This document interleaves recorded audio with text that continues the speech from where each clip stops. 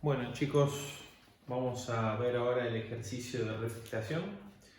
Bueno, como les dije, a pesar de que hay dos cursos distintos, pero también Daniela debe tener el mismo tema, les pedimos por favor que, bueno, una vez que está terminado este ejercicio, ustedes ya pueden empezar con el balance masa y balance energía. Por lo tanto, es bastante importante que entreguen lo antes posible los fluidos seleccionados y todos los parámetros que le pedimos, más que todo para darles el ok y que después empiecen el balance masa y energía lo más rápido posible y sin inconvenientes. ¿Está bien?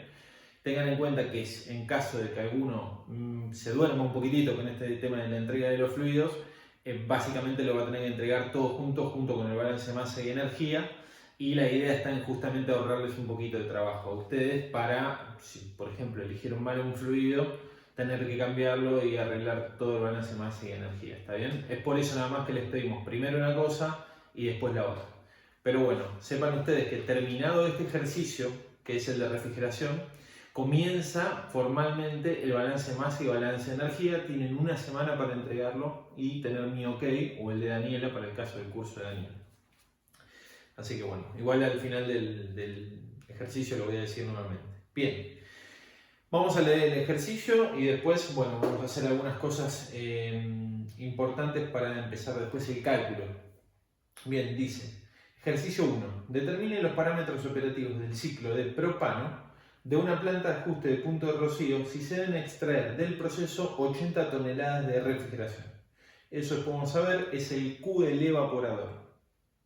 Bien, dice, el fluido de proceso está disponible a 5 grados centígrados. El fluido de proceso va a ser su fluido de interés, ¿está bien? O sea, el fluido que ustedes quieren tratar industrialmente y el cual a ustedes les interesa.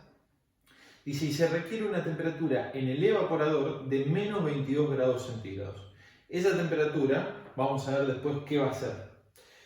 La temperatura de suministro de agua de enfriamiento es de 30 grados centígrados y la máxima temperatura a la que debe ser retornada al mismo es de 45 grados centígrados. Con lo cual ahí les está diciendo que tienen un delta T del agua de enfriamiento de 15 grados centígrados. Considere una temperatura de aproximación tanto en el evaporador como en el condensador de 5 grados centígrados. La eficiencia adiabática del compresor es 70%. Después vamos a ver que en realidad el compresor va a ser, nosotros vamos a tratarlo como dos etapas de compresión, como si fueran dos compresores, pero en realidad es un solo compresor con dos etapas de compresión, en las cuales cada etapa tiene la misma eficiencia adiabática. Luego dice, compare los parámetros operativos si para este servicio se utiliza un ciclo con una etapa de compresión. Bien, entonces lo que yo voy a hacer es lo siguiente. Primero voy a hacer todo el ejercicio para un ciclo compuesto y al final de todo vamos a hacer muy rápidamente lo que sería el ciclo simple con los mismos parámetros de entrada que nos da este ejercicio y hacer una tabla comparativa. Más que todo es eso. Bien, vamos a primero dibujar el diagrama de flujo de procesos. Vamos a dibujar nuestro diagrama pH o diagrama de Molière y vamos a dibujar los ratings térmicos del condensador, del sobrecalentador y del evaporador. Sepan que esto es no solo necesario para cuando hagan el ejercicio en el parcial, sino que también es el ABC de lo que van a tener que hacer tanto en el balance de masa y de energía en el TPI como en el resto del TPI. ¿Está bien? Así que lo que vamos a ver acá no es ni más ni menos que lo que tienen que hacer para el balance de masa y de energía, y es lo que tienen que hacer también para el TPI y para el parcial. ¿Está bien? Así que esta es la modalidad que llevamos en toda la materia. Por eso lo damos de esta forma en la práctica. ¿Está bien? Bien. Antes que nada, vamos a ubicar lo que es el propano. ¿Está bien? Yo lo muestro acá. Quizás, no sé si se ve perfectamente, pero ustedes tienen una tabla que espérenme que la voy a buscar acá. Les voy a mostrar. Es esto, Thermophysical Properties of Refrigerants, ¿está bien? Es una tabla que está en el sitio de la cátedra. Esto es mucho más fácil de explicar personalmente si estuviéramos en clase, pero bueno, no se puede. En la cual les figuran, fíjense, toda una lista de refrigerantes, ¿está bien? Está todo ordenado, no se tienen que perder, ¿está bien? Primero les va a aparecer el número con el R y el número, y entre paréntesis le va a aparecer la nomenclatura con todo el nombre. Por ejemplo, el R23 dice R23 trifluorometano. ¿Está bien? ¿Por qué les hago esta aclaración? Porque en el high-sys hay veces les puede aparecer el número tipo el R2, el R32 o hay veces puede encontrarlo como difluorometano, por ejemplo, ¿está bien? Mientras que sea exactamente lo mismo una cosa y la otra y las propiedades termodinámicas sean las mismas, no van a tener ningún problema en la resolución del TPI. Bien, sepan igual que nosotros generalmente les damos para el parcial, para la resolución del parcial, les damos el gráfico para que todos utilicen el mismo gráfico y nadie se equivoque en eso. Entonces, lo que ustedes deberían hacer acá es buscar, de acuerdo a qué refrigerante les dan en el ejercicio, que era propano, tendrían que buscar acá qué refrigerante es, ubicar, por ejemplo, imagínense que fuera este, ubicar el diagrama pH y siempre detrás del diagrama pH van a tener una tabla en la cual tienen tabulados todos los mismos valores que van a encontrar en ese diagrama pH. ¿Está bien? Bien. Entonces yo acá ya lo tengo, el diagrama pH, y algo que le pedimos tanto en el parcial como en el TPI es, una vez que ustedes determinen bien todos los parámetros necesarios para marcar el ciclo compuesto, es marcar el ciclo compuesto sobre el diagrama pH con un color distinto y bien visible para que nosotros podamos después visualizarlo y corregir sobre eso. ¿Está bien? Bueno. Lo dejo esto por acá un segundo y vamos a seguir con esto. Bien.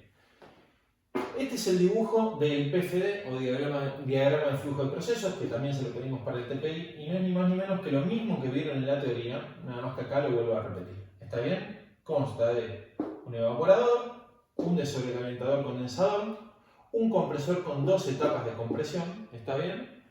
Un economizador y 2 válvulas isentálpicas, que después vamos a ver bien detallado lo que es la función de cada uno de los equipos. Bien, ahora, fíjense que esto necesita una numeración, sí o sí, porque después esa misma numeración es la que vamos a usar acá, ¿está bien?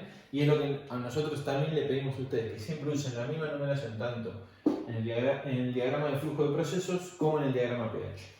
Una numeración que usamos siempre en la cátedra es empezar por acá con el número 1, seguir acá con el 2, este que sea el 3, esto el 4, esto el 5, acá el 6, este que sea el 8, este el 7 y este el 9. ¿Está bien? Siempre utilizamos esta numeración. Obviamente cada uno es libre de usar la que quiera, ¿está bien? No les imponemos nada, pero de alguna u otra forma, yo que lo corrijo, si usan esta numeración ya lo hago mucho más automático la corrección. ¿Está bien? Bien, entonces, fíjense la numeración que yo coloco acá. Por ahora no estoy fijándome si es 2' o 2 normal. Después vamos a ver cuál es en cada caso. Igual nada más acá, lo único que tienen que hacer es numerarlo. No es importante todavía eso. Pero para que nosotros usemos ya una nomenclatura establecida, cuando yo utilice el apóstrofe es para lo isoentrópico y cuando yo no pongo nada, en definitiva, es el real. Pueden ver quizás en la teoría, y a propósito lo hago, que se usa al revés, pero es exactamente lo mismo, ¿está bien? Es solo una cuestión de nomenclatura. Y yo traigo esta porque es la que usamos también en termodinámica, así que es exactamente lo mismo. El que quiera lo hace al revés, total uno lo entiende, y mientras que los cálculos sean todos congruentes no hay ningún problema, ¿está bien? Cada uno es libre de usar la nomenclatura que quiera mientras que lo haga bien, ¿está bien? Bien, pero yo voy a usar esta, isoentrópico con el apóstrofe y el real sin nada. Bien, esto nada más es una cuestión aclaratoria. Bien, entonces acá yo básicamente le dejo el real, pero no tiene ningún sentido ponernos en el detalle si es el real o no es el real ahora, porque es nada más un diagrama de flujo. Bien, vamos a ver. Tenemos que marcar ahora, con los datos que me da, que tenemos, le voy a poner acá, temperatura de salida, dice, del fluido de proceso, menos 22 grados centígrados. La temperatura de entrada les decía que era 5 grados centígrados. Recuerden que acá van a tener un delta T de aproximación de 5 grados centígrados para el evaporador. que el delta T de 5 grados centígrados no está diciendo que tienen esta diferencia que sea 5 grados centígrados, sino que vamos a ver ahora qué nos está diciendo. Después les decía que la temperatura de entrada del agua era 30 grados centígrados, la temperatura de salida era 45 grados centígrados y que tienen un delta T de aproximación en el condensador de sobrecalentador de 5 grados centígrados. ¿Está bien? Bien, por el momento no les da ningún otro dato. Entonces, fijémonos. Nosotros tenemos que hacer primero el diagrama de flujo del evaporador, el del condensador es exactamente lo mismo. Entonces, antes de pasar al diagrama pH, vamos a hacer los ratings térmicos. Y entonces, tenemos, primero, antes que todo, vamos a hacer el del condensador. Tenemos agua entrando a 30, saliendo a 45. Obviamente ya saben que es en contracorriente, no hace ni falta que eso ya lo explique. Y tenemos el delta T. Con lo cual, si el agua es el fluido frío, va a estar por acá, lo voy a poner en azul. Vamos a tener el agua haciendo algo así. Vamos a poner así, temperatura de entrada, temperatura de salida. Bien, y ustedes ya vieron que como esto es un condensador de sobrecalentador, el equipo es como si fuera, en realidad, esperen que acá lo puse bastante torcido, me doy cuenta ahora. El equipo en realidad es como si fueran dos equipos en uno, ¿está bien? ¿Por qué? Porque en la primera parte del equipo, que va a ser la parte que voy a poner acá, ¿está bien? Acá le voy a poner de sobrecalentamiento y acá le voy a poner la parte de condensación. En esta parte del equipo, el equipo solo va a intercambiar calor sensible, ¿está bien? En esta parte de mi proceso, el refrigerante solo va a intercambiar calor latente. ¿Estamos? Obviamente, el agua, como está líquida, solo va a intercambiar calor sensible en todo el proceso. ¿Está bien? Porque no hay ningún cambio de estado en el agua. Pero sí hay cambio de estado en el refrigerante, que acá entra como un vapor. Vamos a ver después que es un vapor sobrecalentado, como entra acá. Llega hasta el vapor saturado y ahí lo que hacemos es condensarlo hasta el líquido saturado. ¿Está bien? Por eso acá tenemos calor sensible y acá tenemos calor latente. ¿Estamos? Bien. Entonces ya vieron ustedes en la teoría que si entramos en la parte de pérdida de calor sensible o entrega de calor sensible, vamos a tener una caída de temperatura en la cual justamente le retiramos ese sobrecalentamiento que tiene el refrigerante. Entonces esto va a ir así. Va a llegar hasta un punto de ahí y en esta parte, que solo el refrigerante intercambia calor latente, ¿está bien? ¿Cómo va a ser la línea? Va a ser totalmente recta. Perdón que, esperen que acá me mareo un poco. Cuando estamos... Ahí está. Bien. Temperatura de salida. ¿Está bien? Bien. Esta acá, después vamos a ver que le vamos a llamar T intermedia. ¿Está bien? La T intermedia, que es, en definitiva, bueno, tenemos acá la temperatura de entrada del agua. Esta T sería la T salida de la parte de condensación, que a la vez es la T de entrada de la parte de sobrecalentamiento. Por eso le ponemos la nomenclatura T intermedia. ¿Está bien? Esta temperatura y esta temperatura son exactamente la misma, que es la temperatura de saturación, justamente. Bien. Hasta acá, nada nuevo. Esperen que me fijo que no me falte nada. No me falte nada. Bien. Si esto es 30 grados centígrados y esto es 45 grados centígrados, que se lo dice acá, y tenemos un delta T de aproximación de 5 grados, ¿qué les está diciendo esto? Recuerden, un delta T de aproximación, en definitiva, que es TS mayúscula menos TS minúscula. Si TS minúscula es 45 grados y tenemos 5 grados más de sobrecalentamiento, de delta T de aproximación, perdón, ¿qué nos está diciendo? Que esta temperatura es 50 grados centígrados. ¿Está bien? Bien, si esta es 50 grados centígrados, esta es 50 grados centígrados. Pero esta temperatura, que es la T de entrada del refrigerante, no la sabemos. Justamente la tenemos que averiguar después de cálculo. ¿Está bien? Así que por ahora lo único que tenemos es eso. Y entonces acá esta temperatura acá es mi delta T de aproximación. ¿Está bien? Bien. Ahora vamos con el evaporador. El evaporador tenemos, voy a poner acá, el fluido de proceso, que es mi fluido de interés, que es el que yo necesito enfriar, ¿está bien? Si yo necesito enfriar ese, entonces va a ser algo así. Tenemos TE y acá TS. En contracorriente, como dijimos anteriormente, vamos a tener por debajo, ojo con eso, porque es un error muy recurrente en parciales y en finales que directamente lleva a una desaprobación, que pongan el fluido refrigerante por encima. No, si el refrigerante tiene que retirarle calor a este fluido, obviamente tiene que estar más frío, no más caliente. ¿Está bien? Entonces tengan cuidado con eso, parece una tontería, pero muchos se suelen equivocar.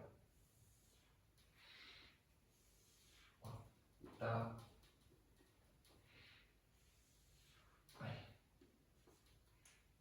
T, E y acá T, S.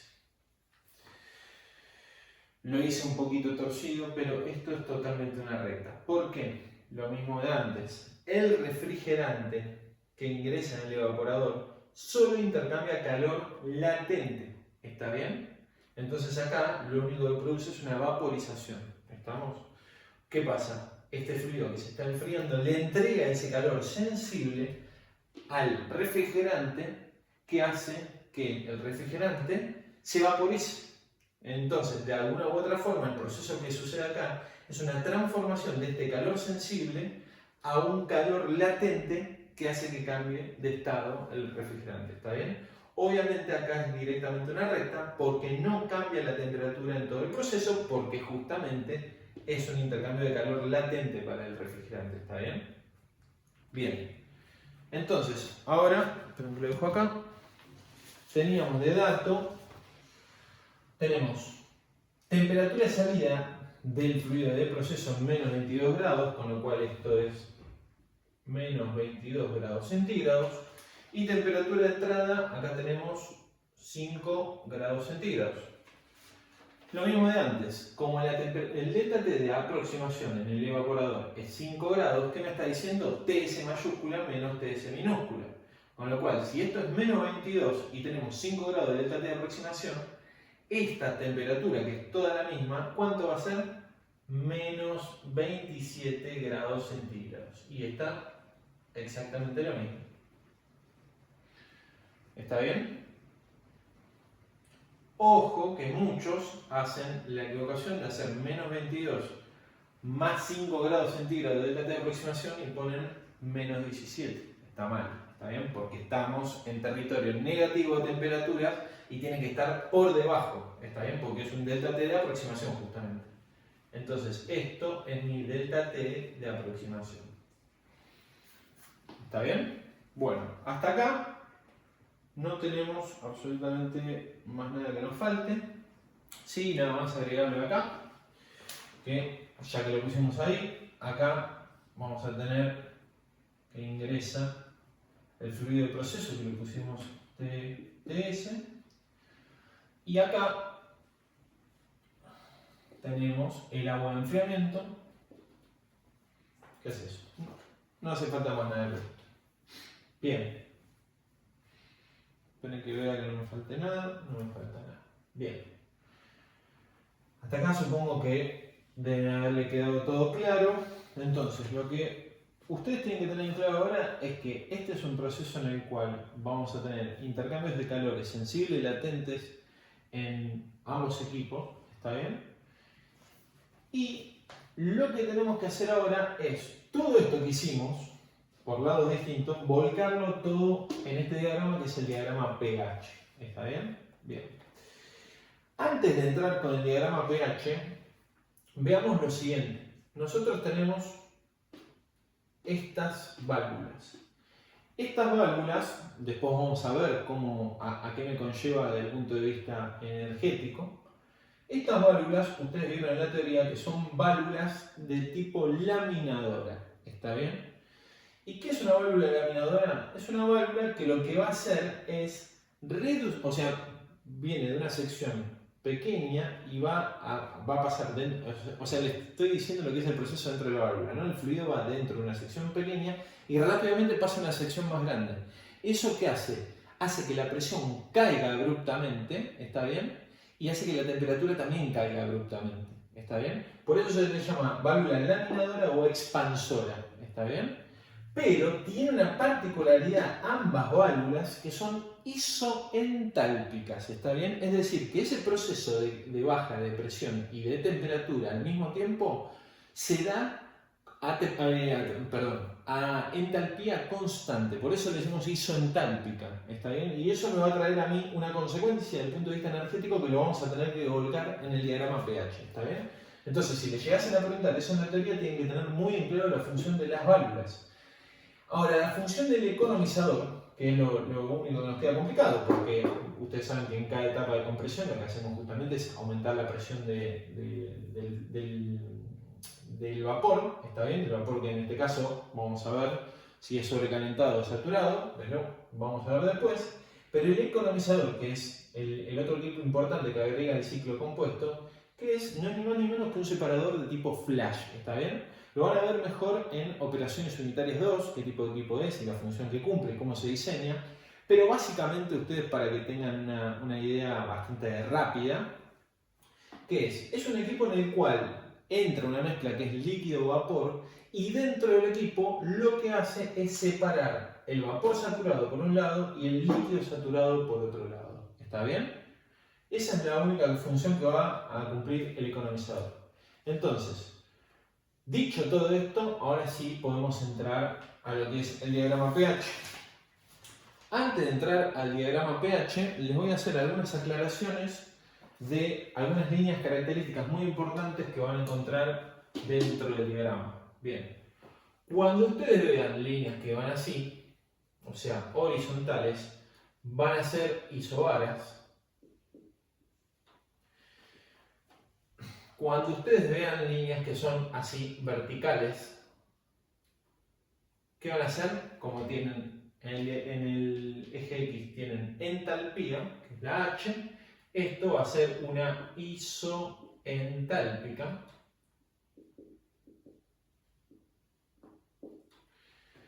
Dentro de la campana van a ver ustedes que tienen unas líneas punteadas así, que esto no es ni más ni menos que el título de vapor, ¿está bien? Entonces, cuando tienen esta línea así, van a ver que hay otras así, de costado, ¿no? Son varias, obviamente van a tener desde 0 hasta 1, pero esta línea punteada les indica dentro de la campana que tienen título constante en toda esta línea punteada, ¿está bien? Bien, ¿qué otras líneas importantes tienen? Tienen una muy importante que es esta, que va a ser acá, va a ser totalmente plana y después va a ser así. Que esto es una isoterma, ¿está bien? Es la línea de temperatura constante. Fíjense que tiene acá una curvatura, no es una línea recta, generalmente una curvatura. Dentro del diagrama pH, dentro de la campana, va a ser totalmente horizontal, porque justamente dentro de la campana van a tener presión constante y temperatura constante en toda esa horizontal, desde acá hasta acá, y después también hace una curvatura así. Acá nosotros vamos a tener vapor saturado, acá vamos a tener líquido saturado, dentro de la campana vamos a tener líquido vapor, fuera de la campana del lado derecho vamos a tener vapor sobrecalentado y a la izquierda de la campana vamos a tener líquido subenfriado. Con este punto acá, que es un punto máximo, que es el punto triple. Perdón, punto crítico. Triple.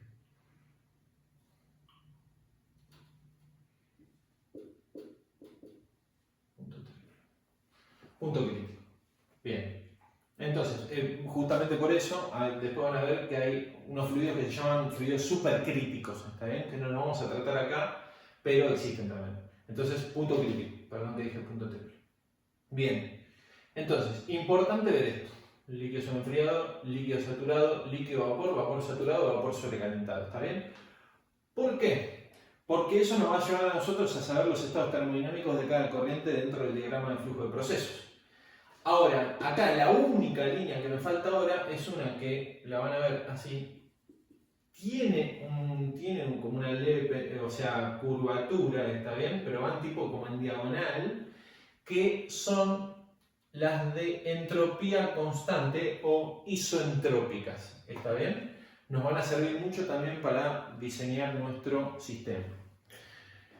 Bien, entonces sobre esto pueden hacer una pausa en el video y analizarlas bien antes de que yo pase rápidamente al otro, ¿está bien? Yo voy borrando porque necesito este diagrama para hacer todo el proceso.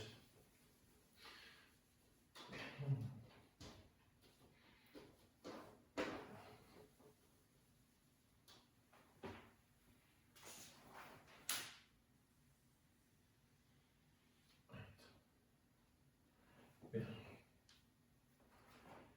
Entonces, nosotros vamos a tener que ahora unir el diagrama de flujo de procesos con el diagrama pH, ¿está bien? Bien, lo importante es ver primero dónde tenemos el punto 1. El punto 1 es la salida del evaporador. Como el evaporador justamente está evaporando, vimos acá, solo intercambia calor latente, con lo cual si solo intercambia calor latente y está evaporando, el estado termodinámico de este punto 1, ¿cómo va a ser? Vapor saturado. ¿Está bien? Siempre me hacen esta pregunta, ¿por qué acá no vapor sobrecalentado? Bueno, la única forma de que acá fuera vapor sobrecalentado, si lo fuese sobrecalentado, acá indudablemente tendríamos que tener una leve pendiente en la temperatura antes de poner esta temperatura de salida, porque estaríamos teniendo intercambio de calor latente más intercambio de calor sensible, ¿está bien? Y acá lo único que estamos diciendo es que como sale saturado, el único calor que se intercambia es calor de tipo latente, ¿está bien? Y es por eso que tenemos solo esta horizontal.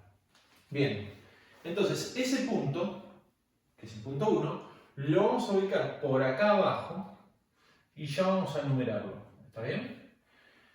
A este punto 1 le corresponde una presión. Y esta presión no va a ser cualquier presión, sino que va a ser nuestra presión de baja. ¿Por qué? Porque el evaporador justamente trabaja en la presión de baja. Bien, este es el punto 1, vapor saturado. Fíjense cómo voy yo conectando una cosa con la otra, ¿está bien? Bien. Entonces, ahora, desde el punto 1, ¿qué vamos a hacer? Vamos a comprimir ese vapor saturado, que ¿cómo va a salir? No va a salir, obviamente, saturado, sino que va a salir como vapor sobrecalentado, ¿está bien? ¿Por qué? Porque como consecuencia del proceso de compresión hay un aumento de la temperatura de ese vapor. Entonces, esto espero que lo hago con línea llena y con línea partida. Ahora tenemos ahí y lo voy a hacer ahí. ¿Por qué esto? Ahora van a ver. Y esto le voy a poner 2 y acá le voy a poner 2'. ¿Qué es esto? 2' es el punto 2 isoentrópico y 2 es el punto 2 real, ¿está bien? Obviamente el punto real tiene que estar a la derecha del isoentrópico porque el trabajo real va a tener que ser mayor al trabajo isoentrópico, ¿está bien? Bien, entonces, esperen que lo borro ahí, así hago la horizontal acá. Entonces este sería el 2', ¿está bien? Fíjense lo siguiente. Yo marqué acá el punto 2' y el punto 2' estaría sobre una S constante. Esperen que lo pongo acá porque está saliendo del video, me di cuenta ahora. El punto 2' y el punto 1 van a tener la particularidad que van a compartir la misma línea de entropía constante. Ahora, el punto 1 y el punto 2 real no van a estar sobre la misma línea de entropía constante, ¿está bien? Entonces tengan en cuenta eso. ¿Por qué? Porque el punto 2', al estar sobre la línea de entropía constante, están conectados por esta línea. Pero el punto 1 hasta el 2, como es el proceso real, el proceso real es un proceso de tipo politrópico, después lo van a estudiar igual en OP1, que es en el cual cambian todas las variables. ¿Está bien? A diferencia de este, que cambian todas las variables, pero la entropía se mantiene constante. Es un proceso reversible, ¿está bien? El que es isoentrópico. Entonces, tengan bien en cuenta la diferencia entre el punto 2' y el punto 2 y por qué el punto 1 y el 2' están conectados por la línea de entropía constante. Bien, entonces, acá estamos a la derecha de la curva, estamos en vapor sobrecalentado, ¿está bien?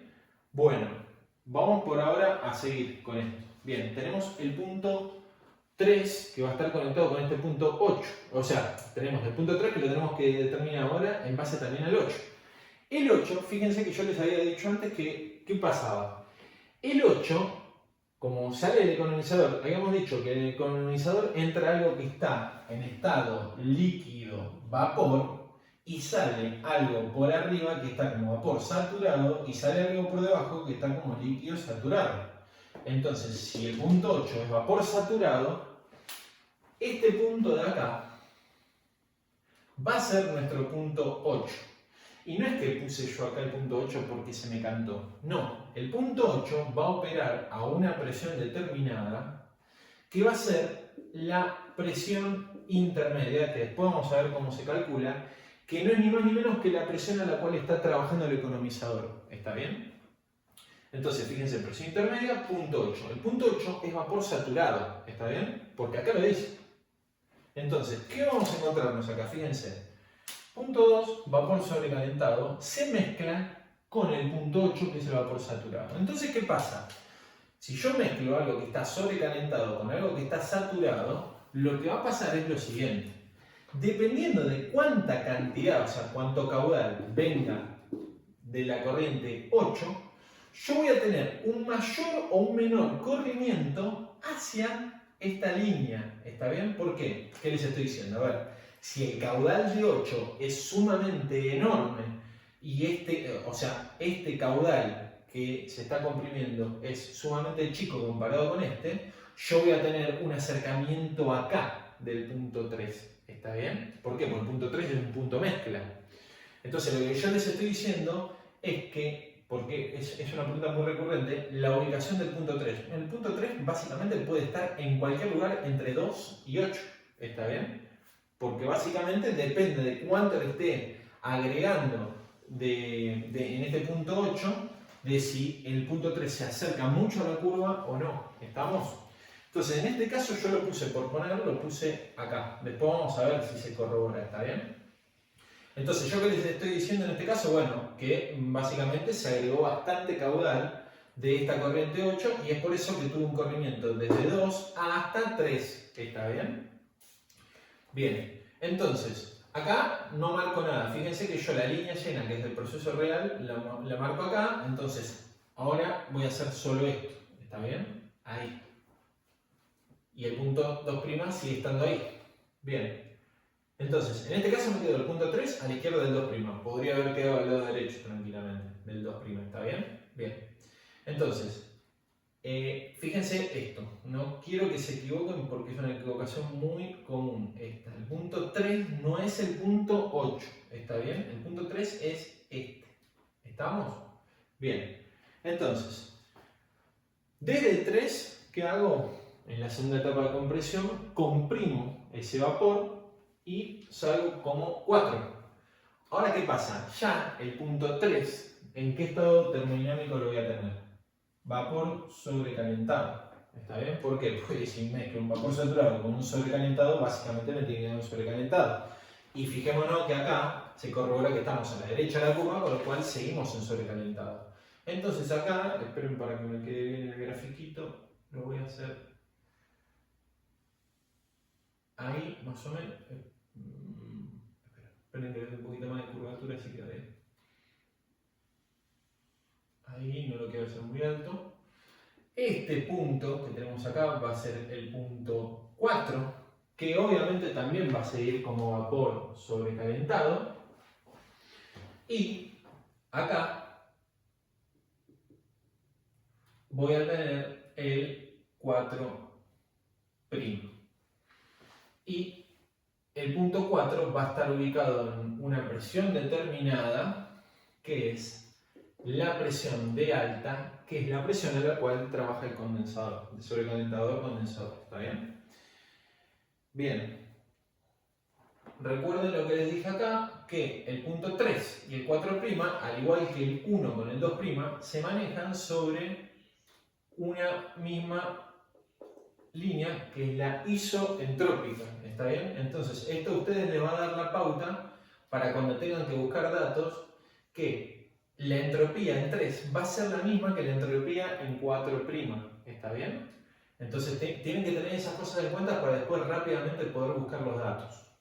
Bien, hasta acá creo que quedó bastante claro. Bien, entonces ahora entramos en el proceso del sobrecalentador condensador, en la cual primero le retiramos calor de tipo sensible y después le retiramos calor de tipo latente. ¿Está bien?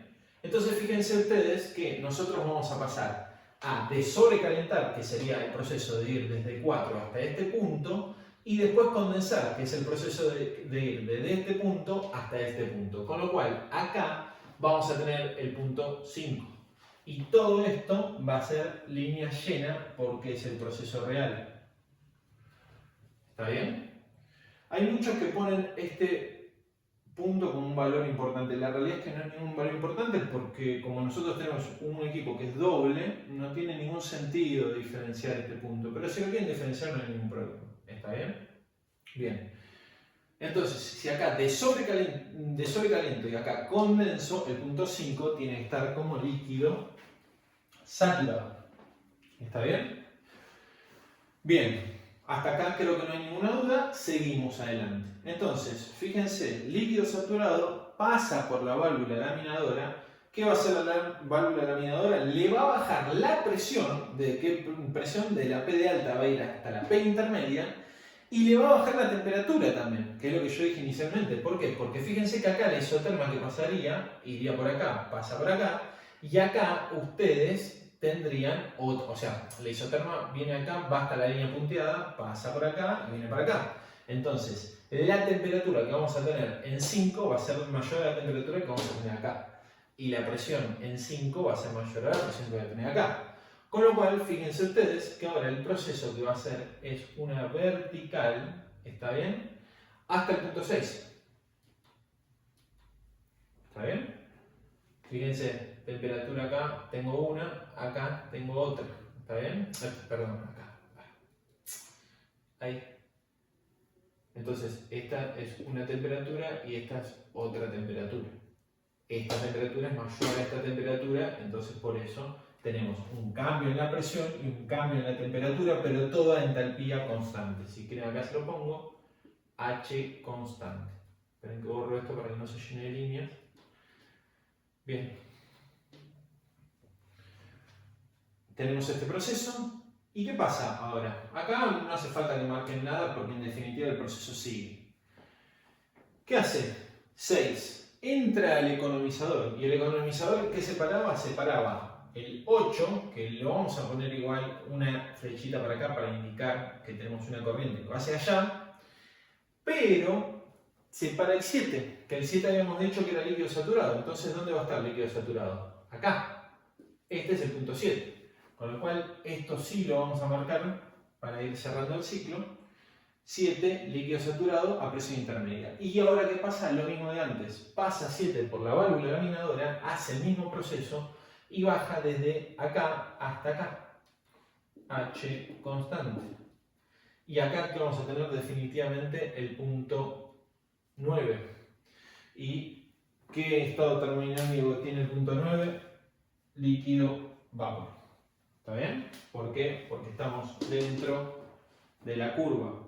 El punto 6 también está dentro de la curva. ¿Está bien? Y acá terminamos cerrando el ciclo.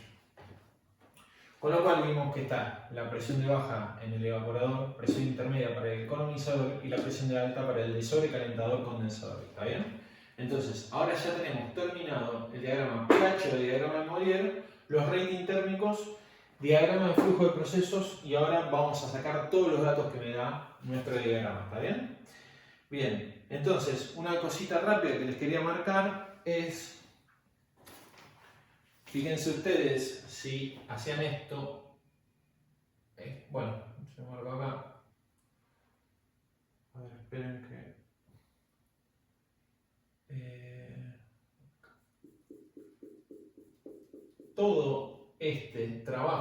de compresión es en definitiva el que ustedes están ahorrando producto de hacer un ciclo compuesto versus un ciclo simple. ¿Está bien? Esa es una de las ventajas del ciclo compuesto versus el simple. Justamente que el trabajo de compresión total es menor en el compuesto que en el simple. Después vamos a ver numéricamente cómo se da eso, ¿está bien?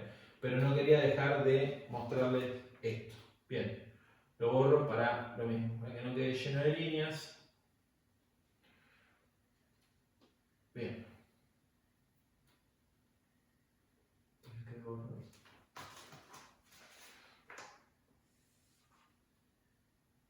Bien.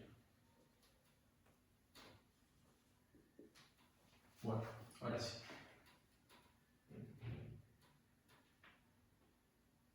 Bueno, vamos a anotar entonces los datos que yo puedo sacar de acuerdo a todo esto que hice. Temperatura 1 es igual a temperatura 9, porque fíjense que dentro de la curva, la temperatura entre acá y acá, como es una isoterma, es la misma. Entonces, T1 es igual a T9, es menos 27 grados centígrados, estos son menos 16,6 grados Fahrenheit. Tenemos presión de baja. Estos son todos datos que ustedes tienen que ir recabando una vez que hagan esto y estos dos. ¿Está bien? La presión de baja lo tenemos para los menos 27 grados centígrados, son 188,47 kilopascales y estos son 27,34 PSI. Recuerden que 14,7 PSI es una atmósfera, ¿está bien? Que son 101,325 kilopascales. Bien, después, temperatura 5, que es la temperatura de salida del condensador. Fíjense que lo tenemos acá. Tenemos 50 grados centígrados, estos son 122 grados Fahrenheit.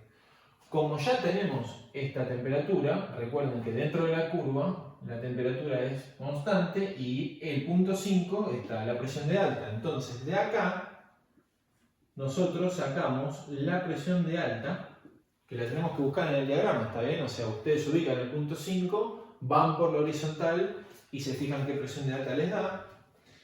Y ahí tenemos 1,713 megapascales. Y esto sería igual a 248,5 PSI. Bien. Voy a borrar ahora acá. Pueden hacer una pausa en el video para que puedan leer todos los datos. Van a ver poquitos datos.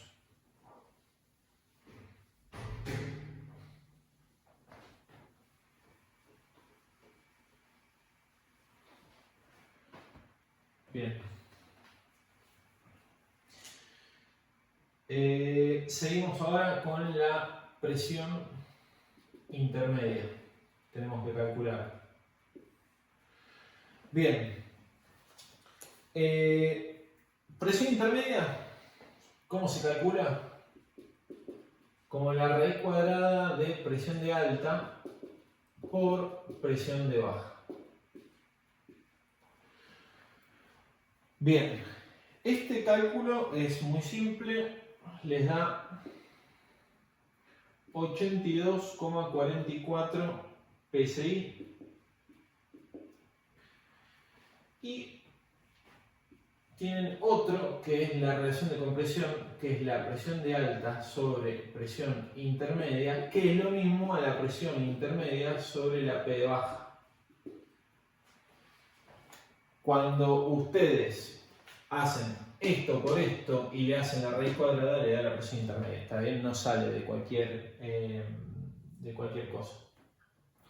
Bien, relación de compresión. Para este caso, cuando ustedes ya sacan la presión intermedia, la relación de compresión la calculan ustedes y le da 3,013. ¿Está bien?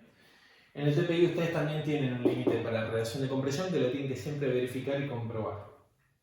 Relaciones de compresión que van a ver también en OP1, que no van a ser generalmente las que utilizamos acá, de 3 a 5 como ideal, y de 3 a 7 como habituales, ¿está bien? Nosotros en calor vamos a usar otras para el TPI, pero igual se los doy de dato nada más para que lo sepan. Bien, entonces ahora vamos a hacer las últimas aclaraciones y ya después sacamos todos los datos de tabla. Bien, ¿qué corrientes están a presión interna? Presión intermedia. Tenemos, fíjense, 7, 6 y 8 están sobre la presión intermedia. Después, las corrientes 9 y 7, fíjense, 9 y 7, ¿cómo son? Isoentálpicas. Y después tenemos corriente 5 y 6, lo mismo, entre acá y acá, que tenemos isoentálpicas. Bien, y ya no nos queda más nada, sí, corriente 2', ya dijimos, fíjense, la 2' es isoentrópica con la 1, entonces tenemos isoentrópica con 1. Después tenemos la corriente, lo mismo, 4', isoentrópica con, tenemos acá 3 y 4'. 3. Espero que más o menos vayan comprendiendo cómo voy viendo las cosas, ¿está bien? Igual después lo vamos a hacer un resumen. Y después, la función del economizador que tenemos, separar líquido y vapor, líquido saturado y vapor saturado, ¿está bien? Entonces fíjense, corriente a presión intermedia 7, 6 y 8, o puntos a presión intermedia, corrientes 9 y 7, estas dos, isoentálpicas, 5 y 6, estas dos, también isoentálpicas, ¿está bien? Acá, perdón. Corriente 2' y 4', fijémonos acá, tenemos la 2' es isoentrópica con 1 y la 4' es isoentrópica con 3, ¿está bien? Y la función del economizador, perdón, separar líquido-vapor, líquido saturado y vapor saturado, ¿está bien? Que tenemos acá, de acá se va para acá y para acá, ¿está bien? Bueno, ahora voy a hacer una pausa en el video y vamos a hacer la otra parte.